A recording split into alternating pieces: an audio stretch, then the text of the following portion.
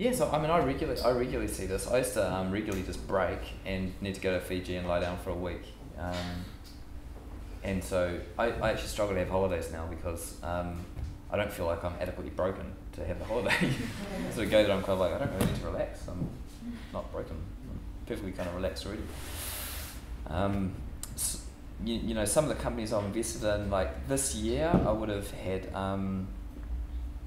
I think it was more than two, but definitely two guys have complete mental breakdowns, complete nervous breakdowns, and be completely incapacitated. Two entrepreneurs out of maybe sort of 10 or 15 around in that sort of circle. And you know, building a business is basically quite hard. So that's why I think you need to try and do it. And yeah, if you can get some resilience around you, with teams or mentors or investors or however you want to do that, and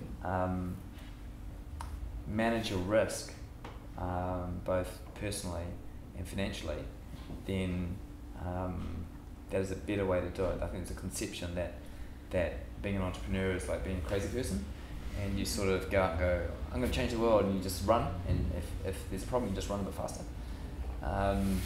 Or that you're really gifted and you kind of come up with some amazing widget, which then you can make lots of money off. But to me, it's all about managing risk. So what if it goes right? What if it goes wrong? So this is what we're going to do. And I see lots of entrepreneurs that go. I'm like, what happens if your assumption's wrong? And they're like, my assumption will not be wrong. It's like, no, what happens? Because in the absence of you giving me a plan, I'll tell you what will happen. And it's a disaster, what will happen. So how far do we go before we realise our assumption's wrong, and then where do we go after that? And you don't have to think 4 steps ahead, but I think thinking a bit about that, and we all do that in our daily life. Do I take this job or not take this job? Do I go to university or not go to university? Do I take these subjects or not take these subjects? What are the trade-offs I'm making? How do I manage the risk and balance of opportunity?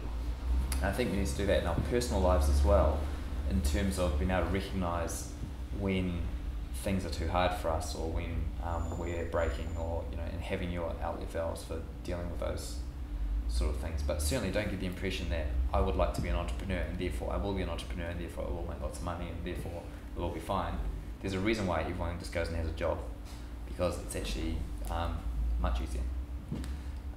And being an entrepreneur is hard, and you see people, successful entrepreneurs on the cover of magazines. You do not see all the bodies. There's a survivorship bias in what you read. So so that's kind of the first one. I think business can be hard. So if you are going to go into business, I would recommend that you go and get some skills that are useful, and then get some domain knowledge of something that you're good at. And so when you're actually trying to look at an opportunity, you're actually somewhat qualified to do that. So some of the best businesses come out of people leaving their existing employer because they've tried to take their idea as far as they can, and their boss won't let them or whatever, and they go, but I know this will work. I'm in this business, I can see it'll work. That's a good time to go. Just sort of saying, I would like to be an entrepreneur, and joining the Entrepreneurs Coffee Club, it's not going to work.